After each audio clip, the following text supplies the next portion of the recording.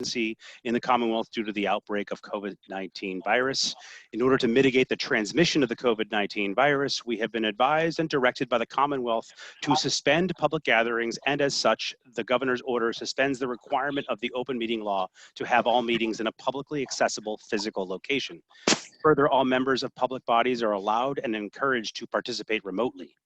This order allows public bodies, such as us, to meet entirely remotely so long as reasonable public access is afforded so the public can follow along with deliberations of the meeting. This meeting is a webinar and will allow public comment. For this meeting, the TMAC is convening by Zoom app and is posted on the town's website identifying how the public can join. Please note this meeting is being recorded and some attendees are participating, well, actually all attendees are participating by video conference. Accordingly, be aware that other folks may be able to see you, and take care not to screen share your computer, as anything you broadcast may be captured by the recording. All supporting materials that have been provided to members of this body are available on the town's website unless otherwise noted. The public is encouraged to follow along using the posted agenda unless the chair otherwise notes. We will be turning to the first agenda item soon, but before we do so, permit me to cover some ground rules for effective and clear conduct for our business and to ensure accurate meeting minutes.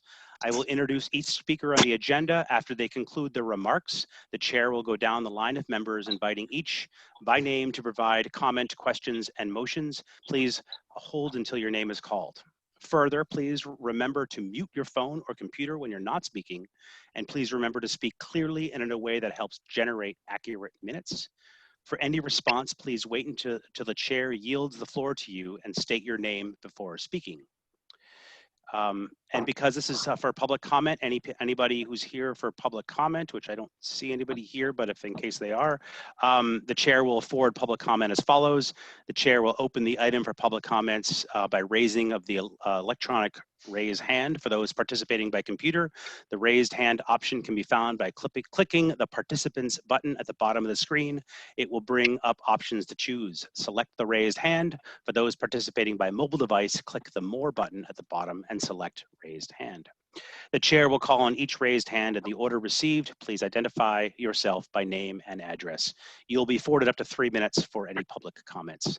Finally, each vote will be taken at this meeting will be conducted by a roll call vote in which Daphne will be handling the roll calls for each and every motion that we go through this evening. Any questions or comments or concerns on that opening statement or how we're going to do business? Is there a time limit on presentations? Generally, I mean, we generally think we're 10 to 15 minutes for somebody to be able to kind of petition their side of the story. We may question for a little bit, but generally, it's we don't have it's 3 minutes for public comment, but 10 to 15 minutes probably maximum kind of. All right. So we've all read, by the way, all of the committee members are fully aware of each of the petitions as well too. So you can certainly, when you do comment, just bring in whatever information you feel is appropriate and your narrative and your case. But we're all aware and we've all read the information that you've submitted online. All right.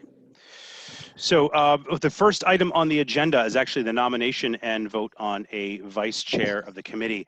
Stephen has for many years been able to run this committee as chair. We actually haven't, to my knowledge, had a vice chair.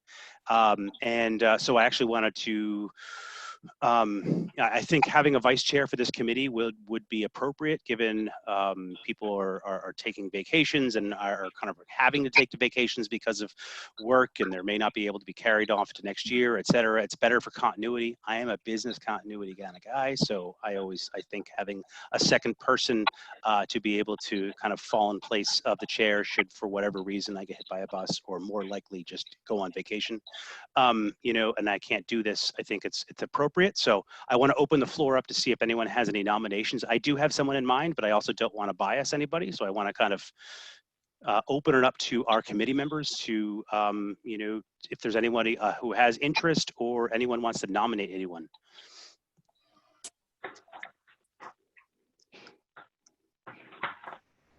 Ryan, Don't is all that, start at the same time. I know I see Ryan's yellow box there. Did he speak? Anyone? I would like to, if there's anybody, I would like to nominate Seth Bauer as vice chair. He's been, recognizing his commitment to. I'll second that. Okay. So was that Donna or was that Suzanne who seconded it? Suzanne Stein, I second it. Oh, okay, thank you. All right, we have a second, so we're going to go for a motion. Daphne, would you mind doing the vote? We do have a vote for. Is there any? First of all, before we do that, is there anyone else? I want to give an opportunity for anyone to nominate anyone else. Without seeing any other individuals for nomination. Daphne, we do have a motion on the floor for nomination of Seth as a vice chair of TMAC, and that has been seconded. If you can handle the All right. roll call, please. Anthony Delgazo? Yes. Okay. Mr. Hoyland? Yes. Mr. McGrath? Mr. Bauer? Yes, if I can vote for myself. Yes. Okay. Ms. Tarantino? She's absent. Oh, okay. Mr. McCullen? Yes. Ms. Mullen? Yes. Ms. Stein? Yes. All right. Great. So Thank you. Looks like the motion passes. Mhm. Thank you. Congratulations, Mr. Bauer. Thank you. So the second item on the agenda is to approve the minutes from June 10th. I'm assuming everyone has read the minutes. Are there any comments, concerns, additions, or deletions that the committee members had reviewed? Without hearing any, is there a motion to accept the minutes? I will move to accept the minutes. Seth Bauer. Seth moves. There's a motion. Is there a second to accept the minutes? Second. Second. Second, looks like I saw Suzanne second the minutes. For a roll call, Daphne, are you able to kind of handle that? Mr. Delgazo? Tony? My video, my Zoom meeting. All right. All right. Rain Hoyland? Yes. Mr. McGrath, he's not in. Mr. Bauer? Yes. Ms. Tarantino? Absent. Mr. McCullen? Yes. Ms. Mullen? Yes. Ms. Stein? Yes. All right. The motion passes. Thank you. Looks like we're from a status report. Bob, do you have the status? I know we all had received it, but did you want anything as noteworthy to go over in the status report? If I may, just for a second here, because I missed it last time. We did have a few updates, and most of them are pretty quick for you guys. For Gibson Street, these are sign installations that have already been placed. The Gibson Street 1 hour parking signs are now installed. The Fisher Street parking signs noting the telling the location of the Red Wing Bay as a possible parking location is installed. The Warren Street parking signs next to Great Plain Avenue saying no parking for the first 150 or so feet on Warren Street up from Great Plain, those signs are installed. The Forest Street, the curved warning signs with the speed tab, they are installed. And there's a couple more real quick. Central Avenue for the truck braking sign, that's installed now. Yep. And also Washburn Ave from the last meeting, those signs are actually installed as well. The Washburn Ave, no parking at the Noyden Street corner. couple things, if I may, for traffic counts, really, really quickly. I know this time is limited here. Oh, go ahead. Um, The floor is yours, Bob. From last October, there's a Border Road traffic count where we're looking for speeds on Border Road. This is a while ago. The speed, 85% speed on Border Road was 27 miles an hour, which is less than 30. Okay. We did the similar thing on Stevens Road around the same time. And those speeds were in one direction 24 miles per hour, in the other direction 23. Again, slower than 30. Okay.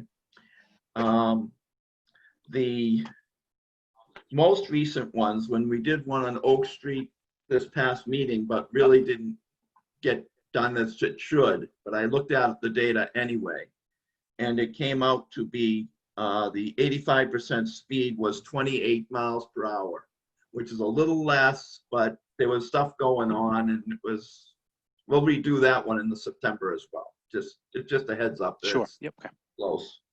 And then I did the one on West Street at the bottom of the hill or halfway down, where the speed was noted to be 85% speed was 34 miles per hour, which is pretty high, which is kind of what we thought. Yeah. That's generally what we come up with for my status. And all that is in that update that I gave you guys. Okay. But it's just a kind of a quick heads up on the summary. At this point, is there any committee members that wanted to speak about anything that Bob had brought up, any of this previous speed studies, any comments, concerns? Instead of going through anybody, just kind of put your hand up, old school.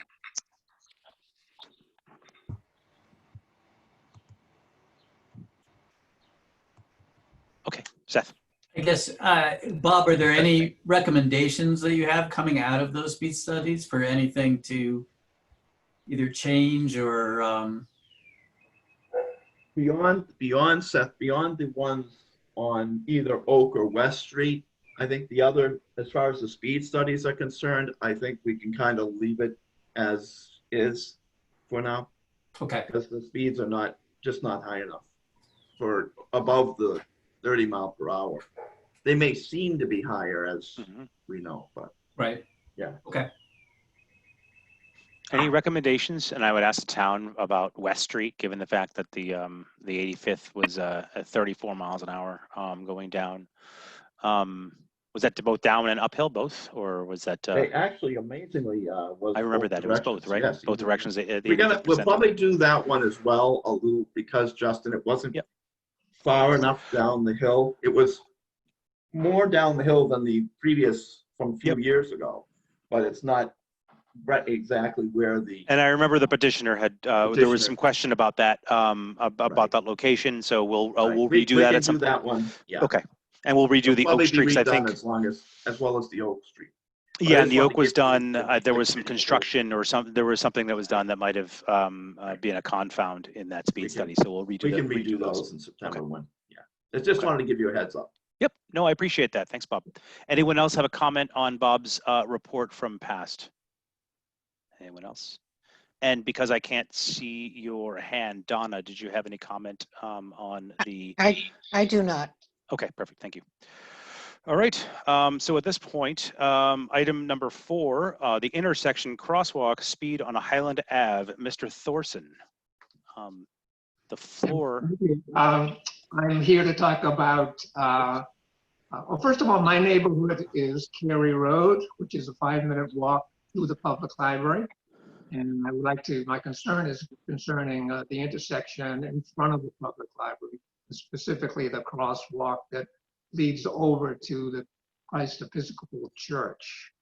That intersection, southbound at Rosemary Street, directly in front of the public library, sees high pedestrian traffic,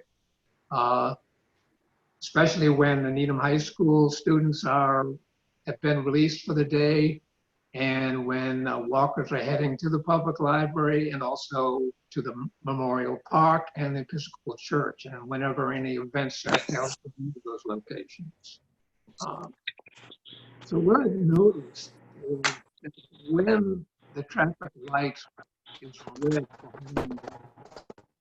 That vehicles approaching from the north, from Needham Heights, and moving south often line up at that location two abreast, even though, as far as I can tell, that the road is lined for single lane traffic.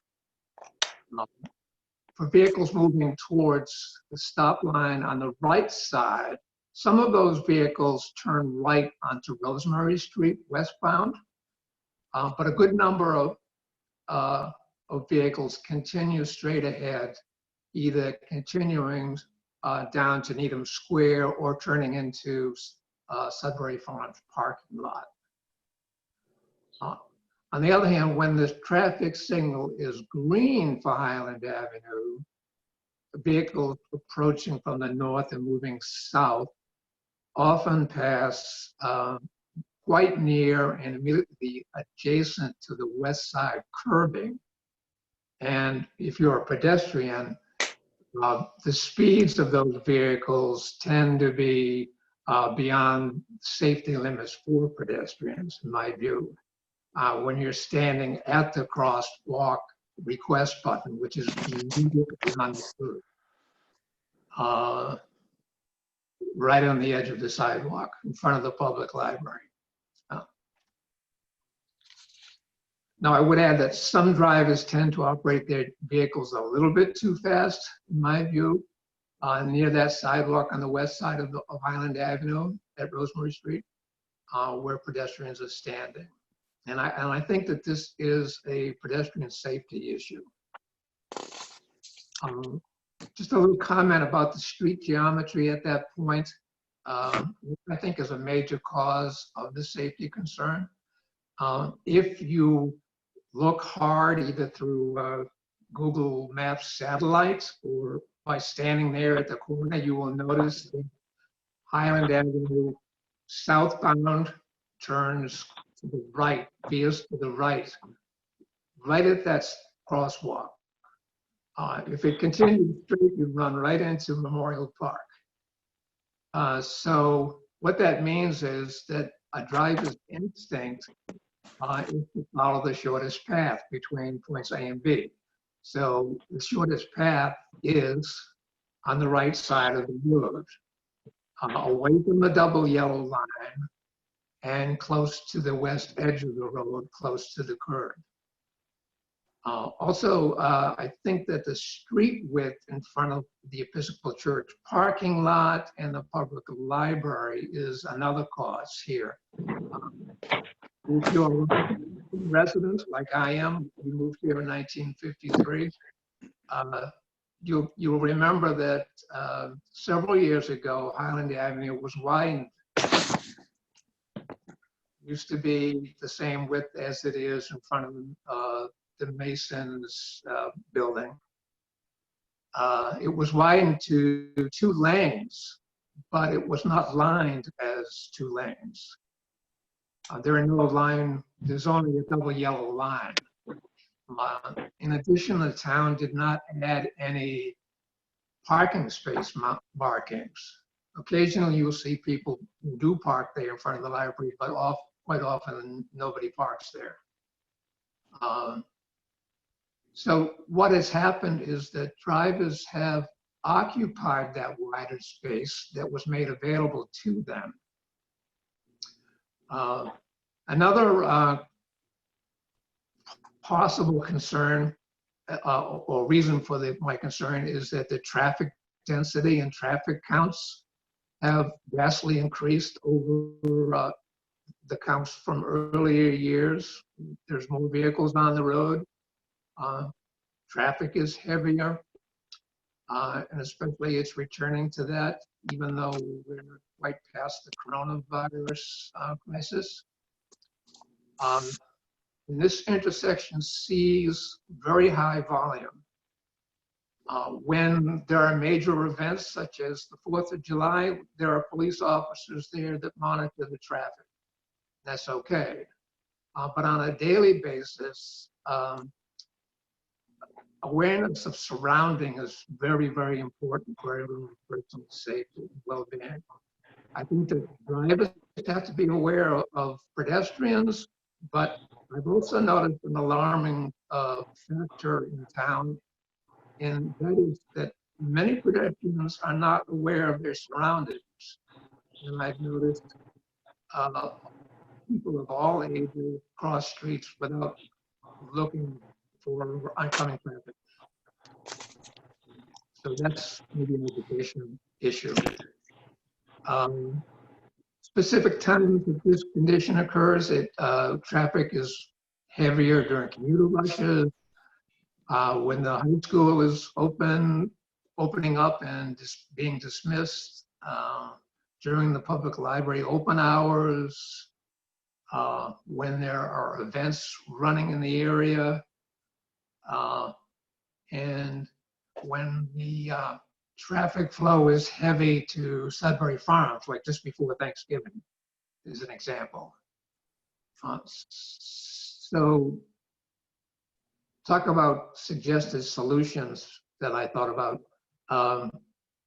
I think the ideal fix would be to change the street geometry, but I'm sure that realigning Highland Avenue is probably way too expensive, even though pedestrian safety is really high on the select board's list of concerns and itemized concerns, but obviously budget is a factor. So I have 4 options. One would be to narrow Highland Avenue southbound in front of the Episcopal Church parking lot and the public library to 1 lane.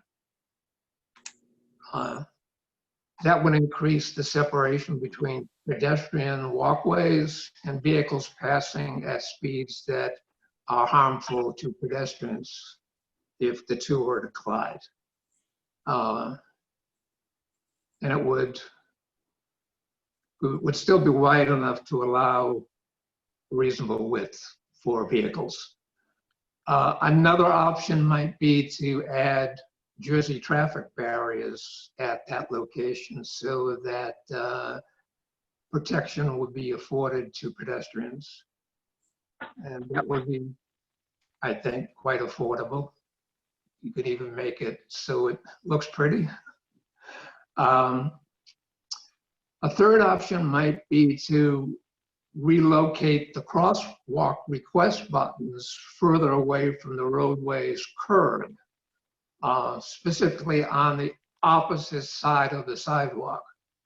Right now, the pole for the traffic crosswalk request button is approximately 6 inches from the edge of the sidewalk. So you have to come right to the edge of the sidewalk to push that button.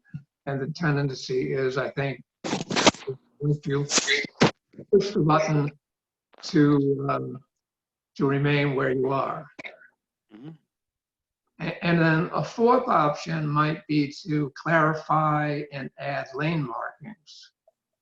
That would be, I think, a short-term fix. Sure. And it would also assist drivers who want to operate their vehicle. And I think everybody does. Right now, there's just a double yellow line, and that's all. And it's enough width there for 2 lanes of traffic going south. I thought about additional signage, and I intentionally excluded them from many of my suggestions because I really truly think that there's so much signage out there that I think that drivers get overwhelmed and oversaturated with the number of traffic signs. Some of them are even just informatory. Sure. You know, and it's just so dense that we tend to not look at signs as much as we should. So Great. those are the comments I wanted to make, and I want to Well, thank you, Mr. Thoresen. I appreciate those comments on top of your petition that you submitted. At this point, I want to, I think it's of value to see if any of the town members on the line have any comment, et cetera, and then we'll open up to comments from the other members.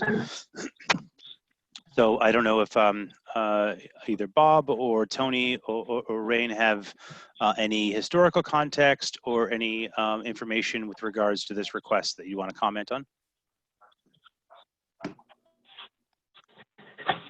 I think, Mr. Chairman, Yes, Tony. Yes, Mr. DeGazzo. as I recall on the suggestions, one of the suggestions was to put in the 2 lanes and have the right lane must make a right turn onto Rosemary Street to Yep. prevent the traffic from continuing straight and going into the Sudbury Farms driveway. We actually can't force the right turn. We can put in a sign that says right lane for right turn, but we cannot say right lane must turn right. Okay. May I clarify? None of my options included a right lane for right turn only. So if you want to do that, that's a new option, number 5. That was not on my list. Hello, Mr. Chair. Yes, Rain. Hi, everyone. From listening, I believe what the petitioner was looking at when I went out to look at it is to define the travel lane. It's so wide, it's the center line to curb. There's no edge lines, no bicycle lanes to channelize the traffic to get it to just queue up as a 1 lane.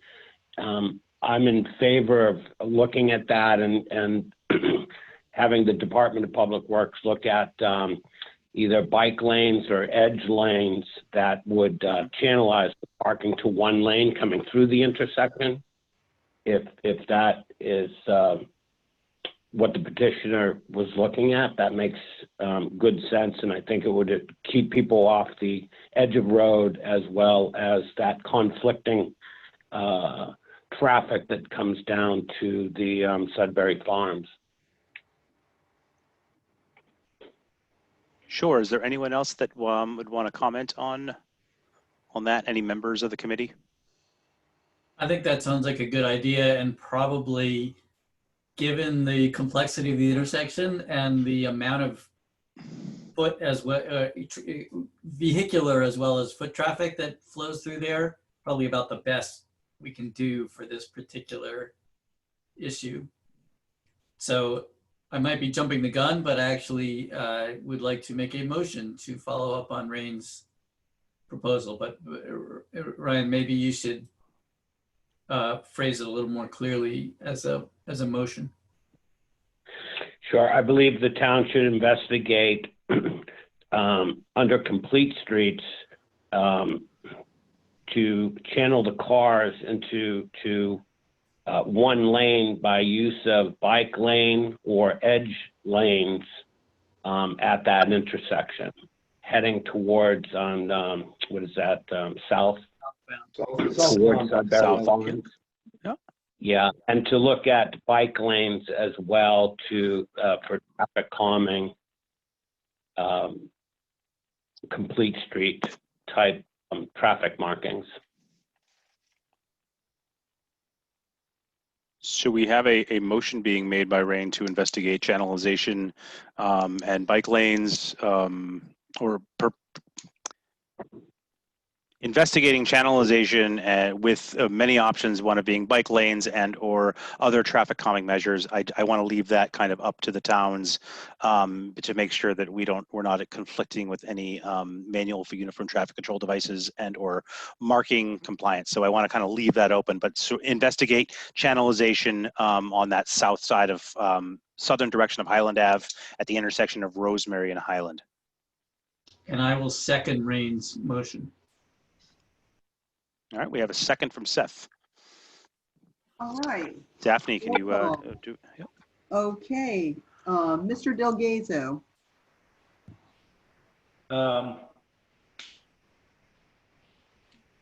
This is a motion to investigate, right? Correct. Okay, I'll say yay. Mr. Hoyland, Yay. Mr. Bauer, Yay. Ms. Tarantino, Absent. It's okay. Mr. McCullen, Yay. Ms. Mullen, Yes. Ms. Stein. Yay. All right, the motion passes. All right, Mr. Thoresen, so we're going to be looking into obviously investigating that. That's within the town. We'll obviously then report back to the committee at a future date to look at feasibility and you know, we can go from there. Thank you. Thank you, Mr. Thoresen. Thank you. At this point, let me see, who do we have? Sorry, I have so many pieces of paper on here. Item number 6, because the other individual couldn't come for tonight. So item number 6, the crosswalk on Great Plain Avenue by Hersey train station. Mr. Cohen, Hello, thank you. floor is yours, sir. First of all, I'd like to applaud the work of this committee.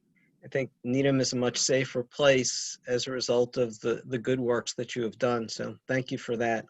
Just a little bit of history. I walked from my home on Hawthorne Avenue to the Hersey train station and have for the last 7 or so years. And there are 2 crosswalk areas, one for the upper lot and one for the lower lot, the second one by the Gulf station. And over time, those have improved, but they're both very dangerous crosswalk areas. The thing that I'd like to talk to you about is the crosswalk area related to the upper parking lot, which is closer to Hazel's Bakery. So I've been involved in trying to make this a safer intersection, safer crosswalk for many years. I succeeded in getting the street light moved so it was closer to the crosswalk to improve the lighting. That happened about 3 or 4 years ago. You have improved the signage, and now just recently, within the last few months, have added lights at both of those crosswalks, which is great. My concern is for this second crosswalk by Hazel's Bakery, the traffic, because it's a straight path, traffic tends to speed up.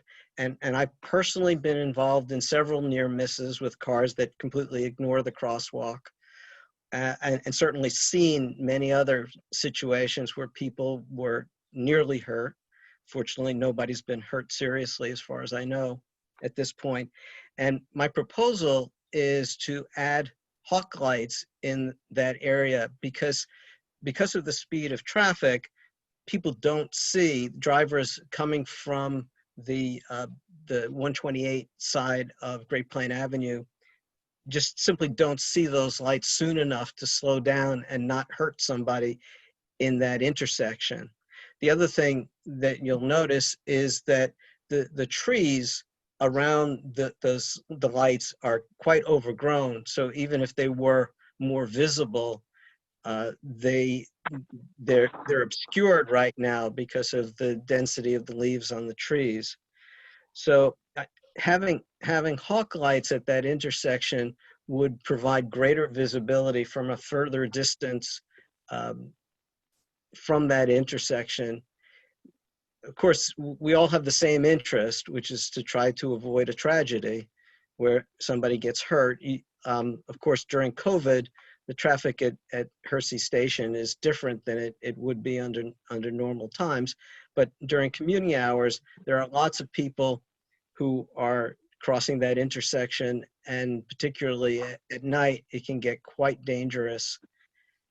So I think that this is something that the town should take a strong look at, because the situation is not to the point where it's practically safe. One of the things that I'd like to note is that there has often been a police car stationed near there catching speeders on that portion of Great Plain Avenue, and that whenever there's a car there, it's pretty much a constant repetition of pulling cars over.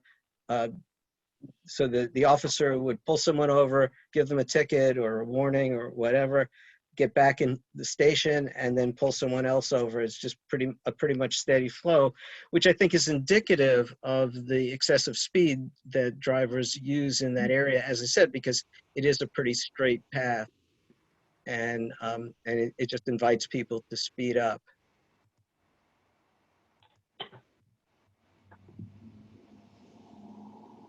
So my proposal is to add hawk lights at the second crosswalk, the crosswalk that's closest to the bakery.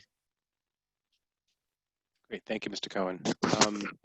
At this point, I want to open it up for our town committee members to give some context and any of the recommendations that they have researched or give some context around the history.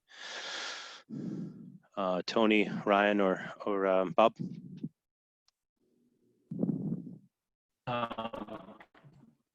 I could just mention a few things about hawk signals. Just like traffic lights, standard traffic signals, in order to install a traffic signal, you have to meet certain warrants or conditions in order to install them. The same is true for hawk signals. You have to meet certain warrants in order to, even have the possibility of installing them. And a good example is the only other site in Needham, which is on Greendale Avenue, right, near the intersection of Bird Street. Those signals were installed basically because the cars that were traveling on Greendale Avenue had an 85th percentile speed of 50 miles per hour, and the calculated pedestrian crossing due to the new Mills Creek development of 136 units on the 128 side of Greendale Avenue.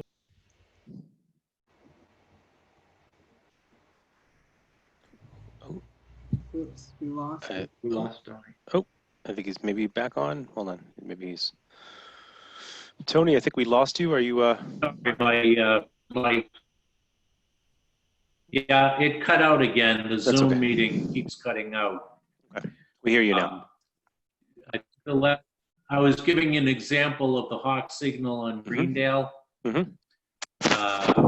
So where pedestrians, and there was a high enough speed to meet the warrants for a hawk signal at that station. I don't know that would be the case at Hillcrest Road and Great Plain Avenue, but I'm willing to make a motion to lay out the traffic tubes to establish the 85th percentile speed. Okay. So thank you, Tony. At this point, Tony made a motion to, or did you make a motion, or is that just a suggestion, and then we can go on for more comment? Tony, was that a motion? No, I'll motion on, the motion is made, and discussion can continue. Okay, well, note, if you don't mind, we'll keep that motion that has been made, and I will recognize that, and we will vote on that. But I wanted to, just because you were the first one to talk, I want to give either Rain or Bob some opportunity to talk, and then anyone else on the line. So Bob or Rain? My thought, this is Rain. Yep. My thought is that the RRFBs that have just been installed, because it is a straightaway and the visibility is good, I believe we should, they were just installed. I'm not sure if they're operational yet. They are. That they are. So I think that they tend to work quite well. And Tony's suggestion of the tubes will help make a determination if even the Hawk is a viable option or not. So I'm in favor of Tony's motion, but also that I believe when we see how these operate, hopefully they'll meet the safety that we and the public is looking for, Sure. to give them a chance. All right. I mean, at this point, the committee members, Suzanne, Seth, or Donna, do we have any comments? None for me. Concerns? Okay, thank you, Donna. None. I just going to comment. I don't think this is the first time this area has been brought up to the committee, and given the number of commuters and people crossing over there by Hersey, it's very important to be addressed. There's so much pedestrian flow over there, so just kind of wanted to mention that. I don't know if they did a traffic study in the past at all, but I remember talking about this area before a couple of years ago. I believe. Bob, was there? Oh yeah, I was just going to. I believe there was. I don't know the numbers right off the top of my Okay. head, but I believe there was Okay. one done before. Probably a while ago, less than. Yeah. I mean, okay, all right. Yeah, 5 or 6 years probably. Okay, so either way, we would be able to use that study. Yeah, right.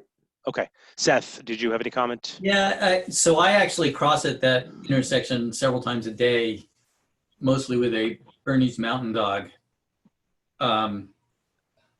And I have to say that even in the few weeks since the push button lights went in, I'm seeing much improved behavior on the part of drivers and feeling much more confident crossing at that crosswalk than I have in 30 years.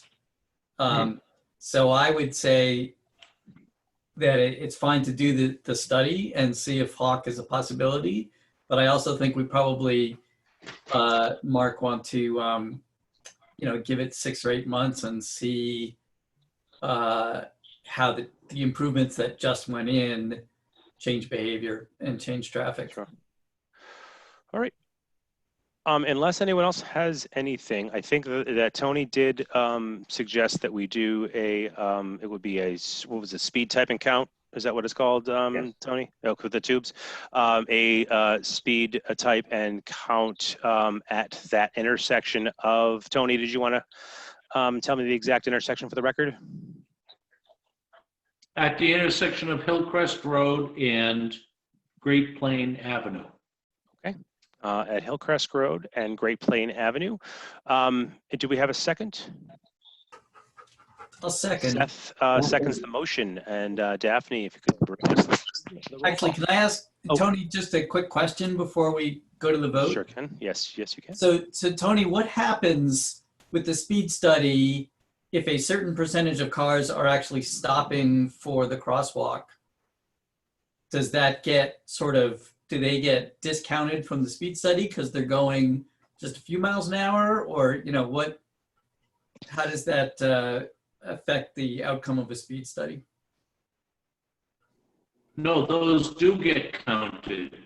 They get counted, and that would be an indication that the rapid rectangular flashing beacon is working. Okay, that's my question.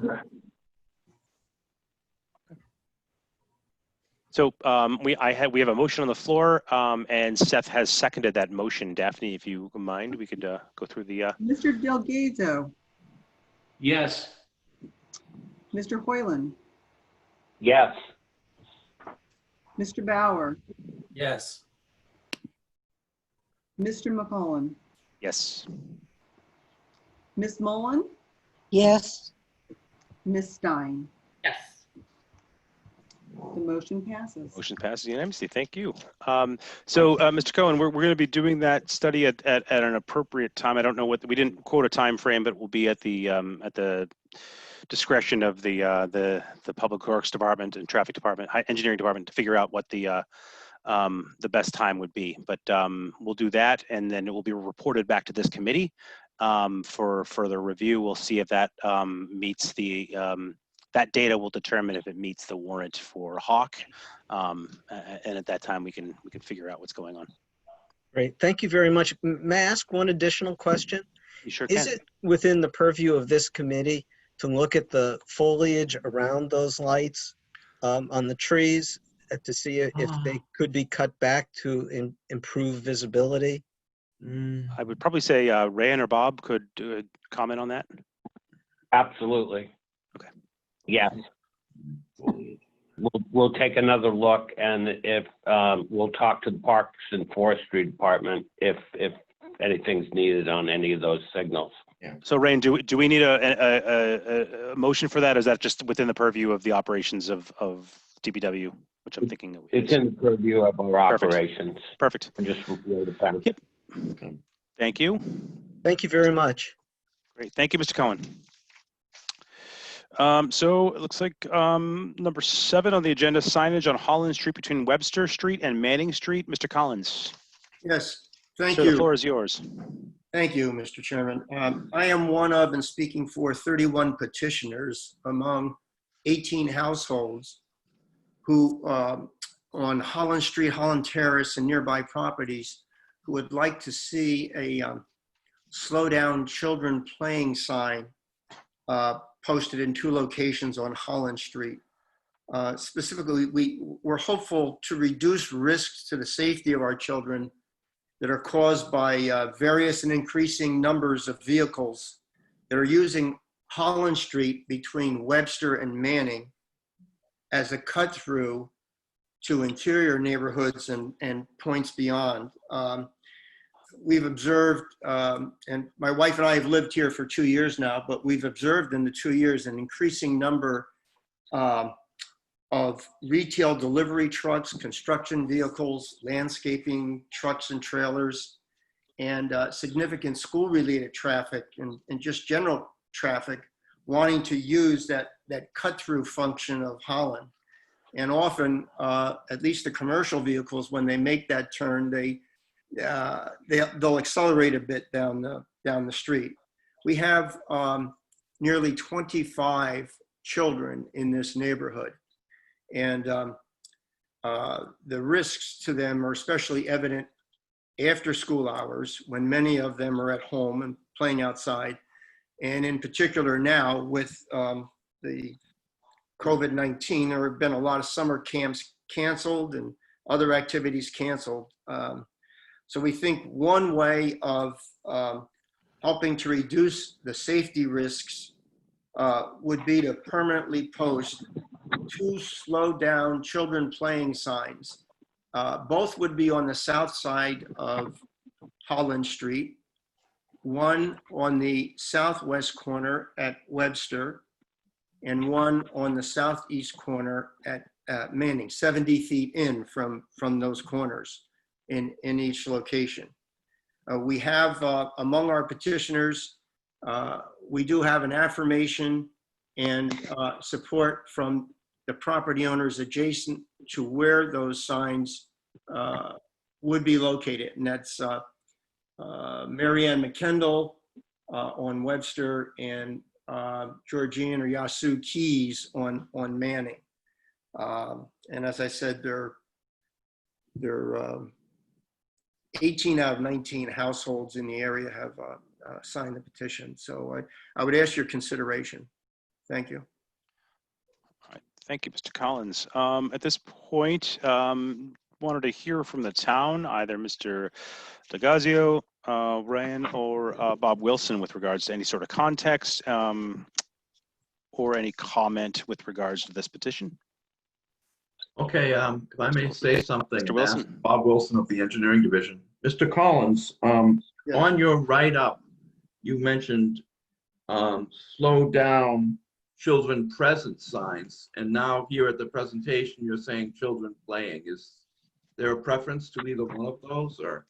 I think it's slow down children present.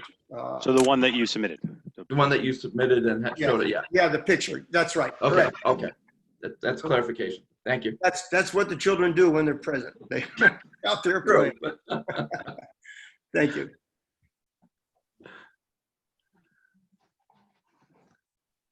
Quick question Yes. for the petitioner. On the sketch I'm looking at, is it a typo that both sides are on both sign proposals located 70 feet into Holland are on the same side? Is that what the request is? Or Yes, on the sir. Manning side, would you switch it to the opposite side? No, that's intentional that they'd be on both, that they would be on both sides. And there's a clear line of vision to the sign at both those locations. Wouldn't it be? And I asked this to the town members. Wouldn't is there something about putting signs and making sure they're on the I'll say, instead of, for lack of, the right side of the road, the correct side of the road, meaning the driver shouldn't, is it normal practice we should be putting signs on the right side of the road or the correct side of the drivers, or not? Is there any sort of issue, concern, comment, Mr. Wilson? I just have a quick, again, if I may just try to ask for some clarification from Mr. Collins. On the sketch and on the sign that is closest to Manning Street, Yes, sir. is that facing traffic coming Yes. from Manning Street or from Webster? From Manning. It's a vehicle turning in from Manning into Holland, going toward Webster. Is 10 Okay, feet and to, it's on, okay, go ahead, Justin. 70 feet. so 70. Oh. Okay, 75. I was looking at 10. I thought it was 10 for a second. Okay, Yeah. never mind. I withdraw. Any other, Tony or Ryan or Bob, do you have any other comments before we open it up to the other members? I'll take that. Oh, I see. So I would now open that up, given the fact that I don't think there's anything. Suzanne, Seth, or Donna, for any comment? No. No comment other than that sounds reasonable to me. I agree. I do know that I'm sorry, Seth, go ahead. The whole neighborhood seems to have coalesced behind it, so. Yes, that it does seem to meet the a lot of the concerns, and Ryan or Bob can confirm a lot of the concerns that usually when petitioners want to have a specific sign, it certainly does seem to meet the criteria that we end up sending them back with in terms of the buy-in from the residences, especially with the individuals whose the sign would be in front of their house. Are there any other concerns with regards to this before we open it up to see if there's a motion for anything?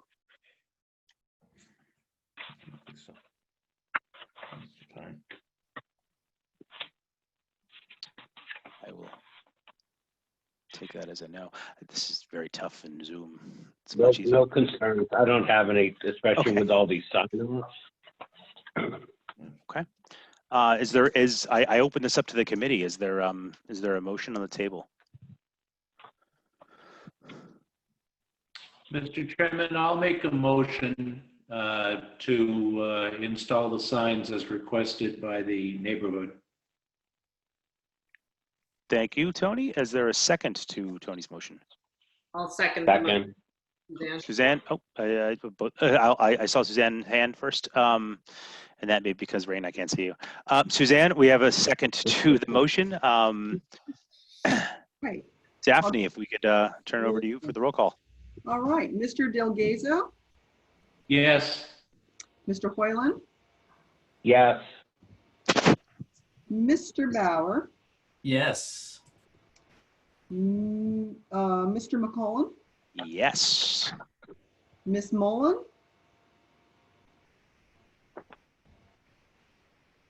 Donna,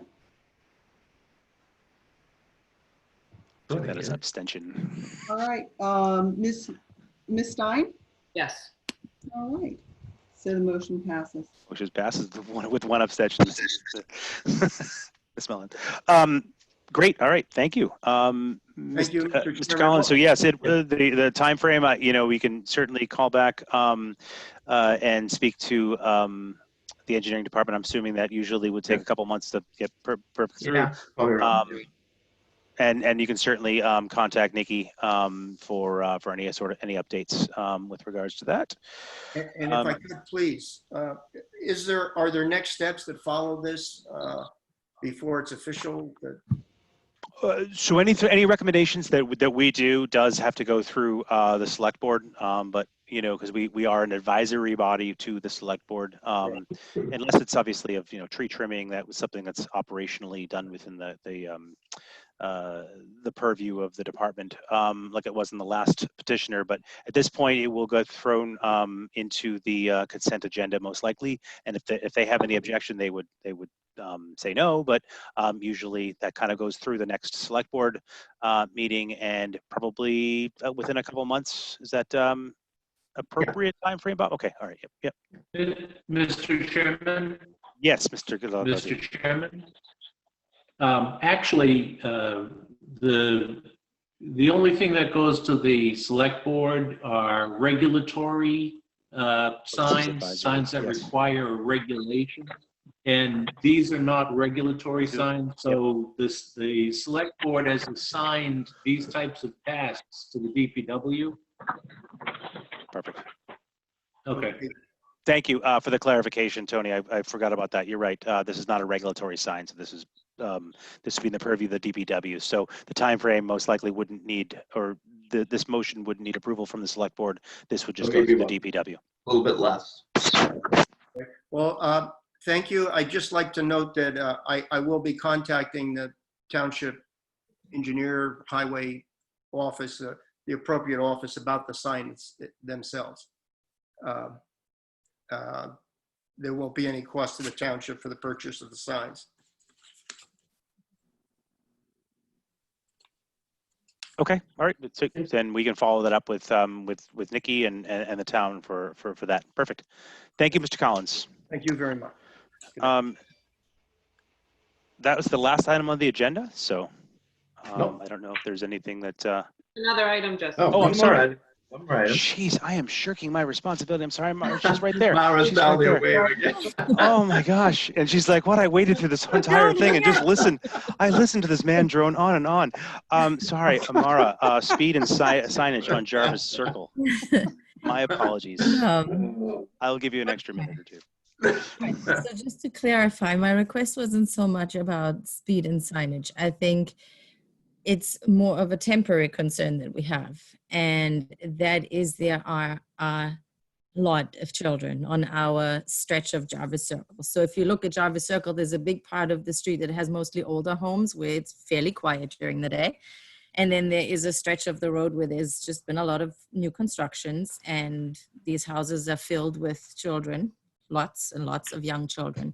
And now because of the pandemic, all of these children are at home. So I'm counting children playing in the street outside my house every day. I've counted only the children under the age of 10, and I'm counting 30. So there's 30 children under the age of 10 that are constantly running around outside in the street. And some of them, of course, we tell them, look left and right, but then there's a ball and there's a Nerf gun and there's a water fight and there's bikes and scooters, and they are constantly running into the street.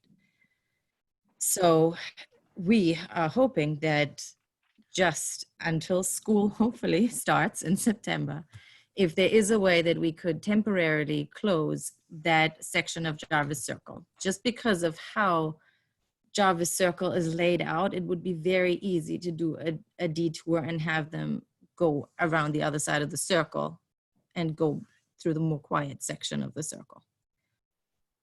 Then we could tell the children, listen, you go from A to B, this is the section that's closed. Stay on that part of the street. It's stressful for all of us. We're outside. Sure. And I know everybody's trying their best to be outside, but a lot of the parents are also working full time on the side. so it's stressful for all of us to know that the children are outside, and we sometimes have one, sometimes two people outside that are trying to keep an eye on 30 kids running into the street. That's a temporary concern. Sure, and yes, well, Ryan. yeah, Bob, right now at this point, Well, yes, go ahead, Bob. Just very, very quick, Mara, when I'm gonna show up, I need some clarification on what section of Jarvis. Yes. And I'm gonna hold up a little map and you're gonna hopefully tell us where it is. Yes. I don't know if you guys can see this map. Mhm. So I pull it back A little lower, but yeah. right there is, now this is Jarvis going around the loop here. Uh-huh. Mara? Yep. Now, what section, do you want this section closed here? So Is it that it's section? it's where Jarvis and Jarvis intersect to where Jarvis and Nardone intersect. So yes. All right. That piece right there or the other piece? The piece on the right. This over First here? one. Oh, no, this So one? when you come from Central, Yep. you're driving in from Central. Yeah. So it's the piece that kind of curves down. This, yeah, okay, this piece. Jarvis to Jarvis, Nardone. Yes. Okay. Yeah. That piece. And we're thinking Okay. you could easily go the other way. Okay.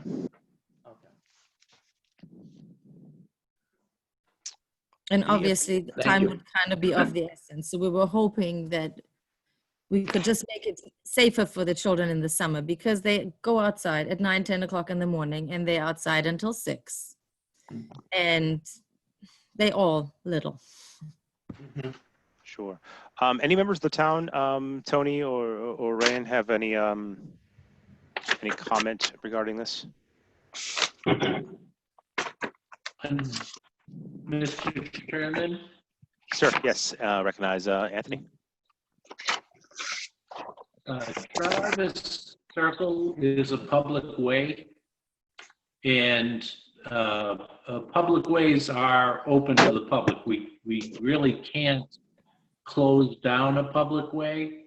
And if it was closed down, let's say the town took definitive action to actually close it down, that would mean that the houses that live on that section of Jarvis Circle would not be allowed to drive their cars to their house.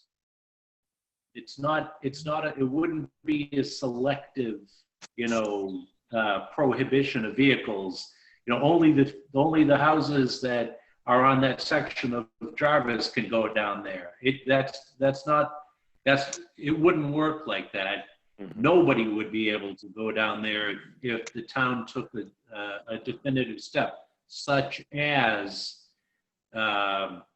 closing the street, just permanently closing the street. Do you understand? This is similar, Tony, to that no right-hand turn on Taylor from, whatever. That doesn't matter if you live on Taylor. It just means you cannot take a right on that road.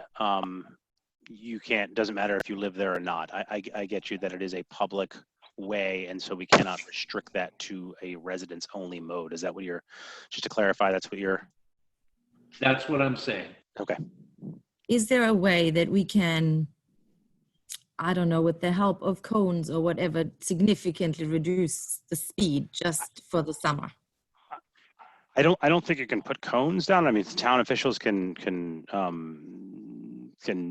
confirm that, but I know that what we've told people in the past, perhaps parking on the street is a natural, traffic calmer, if you will, because people have to naturally slow down to pass your car.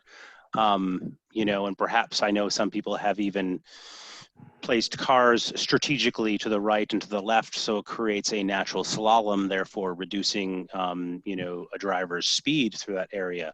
But I don't think that the town can do cones, but Bob and or Ryan or Tony can confirm that. What I can suggest, Mr. Chairman, is that we perform a speed study. Okay. To document the actual 85th percentile speed on the section of the street. If the petitioner could suggest an address where to place the traffic tubes, we would place them at that address. I honestly do not think that people are going fast. I don't think it's going to come back in a way that you say they're going fast. It's just if a 3-year-old dashes into the street, it doesn't really matter how fast the car is going. I just think I think cars are not going that fast, and I'm not concerned about the amount of traffic or the speed, really. It's just the amount of children that we have there right now is my concern. If it's a regular, any time during the year when they're mostly at school or, doing camps and sports and whatever, then they're not out all the time, and they're not all out at the same time running back and forth and doing all the stuff that they're doing right now. So I think we're not really concerned with the speed, and we know there's not enough cars to go by to warrant any kind of stop signs or whatever. It's just we are worried for right now, and we have cars parked in the street. Then my concern is that nobody can see my 3-year-old if she runs out from between 2 parked cars. Sure, but I think we are limited in terms of what, obviously we can't cut traffic out. It is a public way. That's what I was hearing, and I kind of, I see that. Is Seth and Suzanne and or Donna, do we have any comment? I have kind of a random idea for you. Sure, yeah. Tons of high school and college kids looking for work. You could probably hire them as counselors for Jarvis Circle to monitor if because if parents are working and they can't get out there, and if you don't have the time to educate the children on the street. I know they're only 3 and they see their ball go, but it seems like you need a lot of repetition and stuff. There's a lot of inexpensive labor out there that you could share amongst your neighbors to have help kind of monitor the situation on certain days. Just a random idea. Sure. Given that we don't really have jurisdiction to close the street or anything like that. Okay. Seth or Donna? Any comments? No. And it is a tough one. There are streets. You happen to have a street where that's even imaginable, but for most of people in town dealing with the same issue, and this, it's not even an option to consider that. So it's just a tricky time. It is, which makes it so hard because I feel like there's already no place for the kids to go. Yeah. And, that's the one last thing that they have is to play out there. Excuse me, but I've lived in this town for close to 50 years, and my children never, ever played on the street. Everybody wanted a yard, and all the neighbors would get together and let their children play in their backyards. And I don't understand why that's not happening. I drive down half these streets in the town, and every parent is letting their kids out on the street. Why did they move here? Why didn't they just stay in the city and not have yards? I think a lot of it is because of the pandemic, because people are not supposed to have people over, and nobody wants to be the person that is opening the yard to have other people. Well, then I think, excuse me, ma'am, but I think because of the pandemic, we're all required to wear masks when we go into Starbucks or CVS or Sudbury Farm. So wear a mask in your backyard, and parents who are at home because they're not working can take turns taking care of 10 children or 15 children. They don't have to stand over them. All they have to do is just watch them play in the backyard. Get them involved in something. But playing on the street is far more hazardous than playing in the backyard with somebody that has a mask on. They also want to ride bikes and scooters and things. They can't do that in the backyard. Of course, they're also in yards, but they're not going to be there all the time. But excuse me, but did I just hear you say your 3-year-old would run out on the street? Why would any parent let their 3-year-old run out in the middle of the street? Of course, there are 4 children. I cannot watch all of them at every second. Thank you. Well, no, I appreciate the comment, Donna, and thank you, Mara. But just to refocus back on, we are limited in what we can do. It is a public way, so obviously we are not able to, close the street as the request. Perhaps, slaloming parked cars, doing something that would, be traffic calming. But I know that you indicated that speed wasn't the issue. It was more of, is more of volume during this point and the number of children around. But at this point, Bob or Suzanne or Seth or anyone have any comment that wanted to, any other suggestion that we can offer? Or Rain? Because I see his box turn up. Oh no, he was just. Yeah, this is Ryan. I don't see that the town can actually do anything productive to solve the problem that it's a neighborhood and a parent thing under these conditions. And I wouldn't want the town to take on any liability because I can't see anything safe that's truly safe with the street activity. And I wouldn't want to participate in, and then somebody gets hurt and feel somewhat responsibility for misleading or even entertaining playing in the street. Sure. Without anything, so at this point, any other comments before we close this item out? Or any other motions or suggestions? So thank you. So obviously, Mara, we're limited in what we can do. I know your suggestion was to close the street, which we just can't do due to the fact that it's a public way. I wish you luck in trying to figure out the best thing. Maybe a Suzanne suggestion of hiring a kid who's looking for some work to kind of be an extra lookout. Might be something to explore. Like I said, or figuring out some creative ways to slow down some of the traffic through there. But I appreciate you bringing your concern here, and I wish you the best of luck. Thank you. Thank you. I think that brings us to the last item that was on the agenda. Is there a motion to adjourn, or is there any other business? I don't think we can do any other business because I learned I got slapped for that last time. So that was the last item on the agenda. So is there a motion to adjourn? I make a motion to adjourn. Donna makes a motion to adjourn. Is there a second to that motion? Second. Ryan seconds it.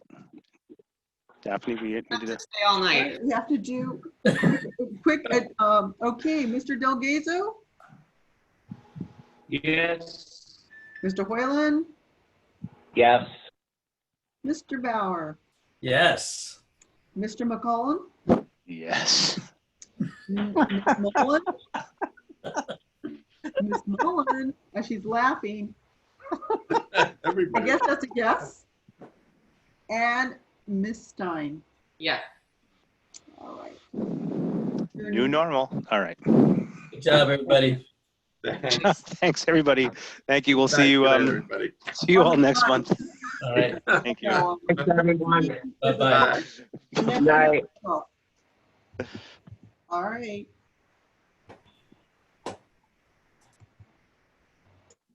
Happy birthday, Daphne. Oh, thank you. Hope it was a good one. Thanks. Did you get the recording playing? Yep, we got it. Okay, great. All right, we'll see ya. Thank you.